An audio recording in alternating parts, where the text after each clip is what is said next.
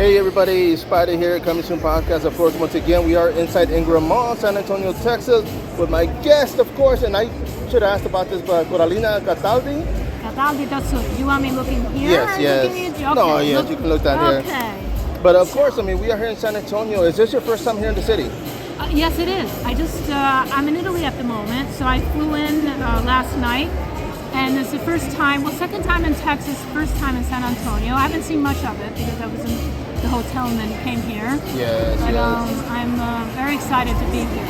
No, and of course, when it comes to appearances, you've been in Texas before for a convention, have you? Sorry? For a convention, have you been in Texas before? I don't do many conventions, but yeah, it's been a few years that I haven't done a convention. So, but yeah. Okay, and of course, I wanted to talk a little bit about your upbringing when it comes to theater. I mean, of course, being an actress, where does that come from? Well, I was born in a family of performers, opera singers, opera directors, and that's all I was surrounded by. And it kind of like I grew and blossomed into this. Let's say I was surrounded by a forest of creative people, and you know. That's kind of seemed like that's all I knew how to do. That's all I wanted to do, really. So. You see, and growing up like that, I mean, and I was going to ask you about that. Was that something that in the back of your mind where you're like, okay, you know what, I want to do something with this, as far as art? I always thought because my father, he made a living. That's how For me, it meant like, okay, if you're being creative, you better try to make a living with it. Yes. So that's my father brought the food to the table, as we say. Oh, yes. So for me, it was like something, okay, if I do it though, but I have to make a career. Like I have to I hope to make some money out of it. It didn't start like that because, in the beginning you do a lot of things just because you love doing them. In the long run, there's many things I didn't do for money, and I was still, it still happens, but I just felt like if I was going to do it, I'd want to make a living out of it. Right. Because I love it, and I don't do well in offices. I've tried it. I've worked in restaurants, didn't do very well, got fired quite a bit. But so thank God, went okay, and I was able to pursue the career. No, for sure. Make my father happy. No, yes. And I was going to ask, I mean, when it comes to those trying to break into the market, I mean, what advice would you give them? Sorry? For those trying to actually get into the market, I mean, when it comes to acting? What's the secret, kind of? Like what to do, or? Yeah, I mean, what's something like for them to look out for? Well, what to look out for? I think what one should look out for is oneself. Yes. Because the secret is, in a way, is not to stop. Things happen in life. Like I've had periods where I stopped, and it was really, really hard to get back in again. Yes. So if you can, don't stop. And then don't let the industry make you think that things are impossible because of your whatever. You don't come from an artistic background. You don't have the economical possibility because you're too old, because you look this way, because you're this color, whatever. It's just like many times, because of the way things are set out now, you can do your own. I mean, what do you have? Like $10? Yeah. Make a short film for $10. Yeah. You have $20. You have your friends. They know. You've got a lot. I'm sure everybody's got creative friends. Oh yeah. So who can do the makeup, the costume, and you write for the actors. You write a story that, let's say, it could even take place in your apartment. So don't wait. I guess what I'm trying to say is don't wait for other people to give you the permission to do what you love. Nice. Of course, you go for auditions and all of that, but that is not the only way, especially now with YouTube and the phones and there's just so many easy ways now of not easy, but more feasible, accessible to make something. And just grab a piece of paper and write a part that you would like, a story. Not to be fancy, to be a one-man, one-woman story in a room. And you get it on Vimeo, you get it on YouTube, and you get it out there.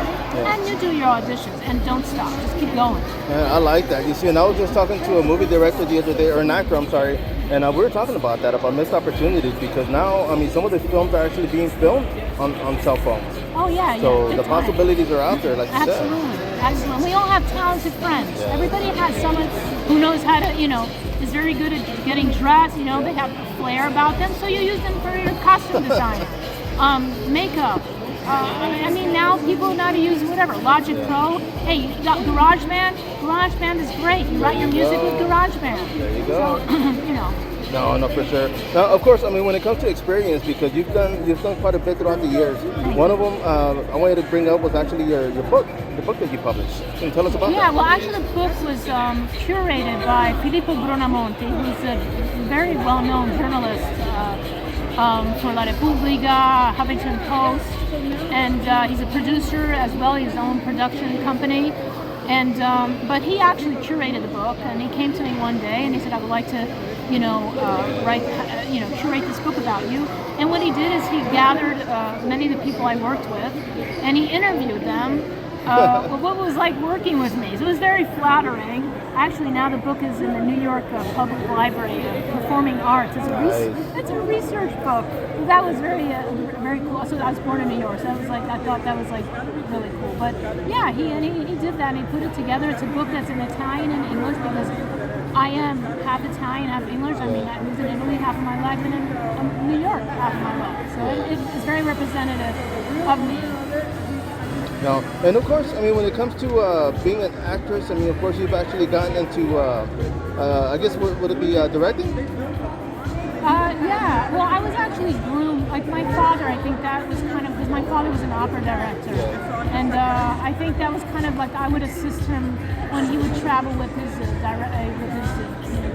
his jobs, his directing jobs. I would assist him.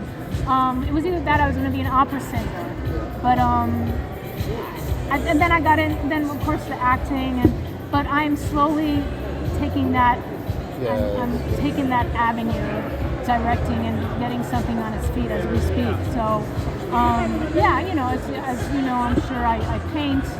I've done a lot of art exhibits in New York, and so yeah, music. My partner Mariano Baino from Dark Waters, that many horror fans are familiar with. We collaborated a lot, and we did a short called Lady M 5.1, which is on Vimeo if any of you want to see it. A moving read, which is a sci-fi, which is not out yet. We will be releasing that soon. And then Astro Saints, which is here. Oh yes. Look at that. This is just now. It premiered in Paris 2-3 weeks ago, and then it had another screening outside of Milano in Italy, and then we're going to be doing the festival circuit, and then hopefully, distribution and all. But we wrote it together. He directed, and I play Astrid, and it's I would say it's a ghost story. It's a psychological drama, but it's kind of, well, hopefully you guys will see it. It's kind of hard to exactly say what kind of film it is, because definitely I wouldn't call it a horror movie. But on the other hand, it could be considered an art house horror. So it's kind of hard to give a name to this. But we put our heart and soul in this film. It took us 14 years to make, but we did it. There you go. So yeah. No, well, of course. I mean, it is Saturday. You guys are going to be here tomorrow. Thank so you. what can people expect? Thank you. No? Sorry? No. As far as what can people expect from you guys when they show up? I can't hear. I'm sorry. What can they expect from you guys coming out here? Expect from us? Yes. Oh, I hope that we're like decent human beings and that we treat you with respect. Because I got to be honest with you. I mean, it's incredible that after all these years, I'm in Texas, San Antonio, and the fans. I mean, someone showed up with the Sally cake.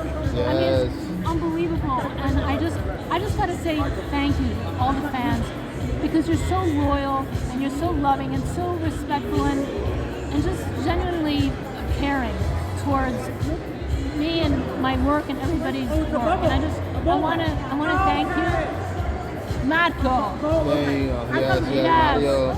For interviewing and No, for sure. And I taking out appreciate the your time. time. I appreciate it. Definitely. Thank you guys. Oh, and I just opened Instagram. I don't know how long I'll be on it because I'm not a big social media person, but it's my name, at Coralina-Tassonu. I'll try. As I said, maybe I'll last, maybe I won't. There you go. Thank you very much.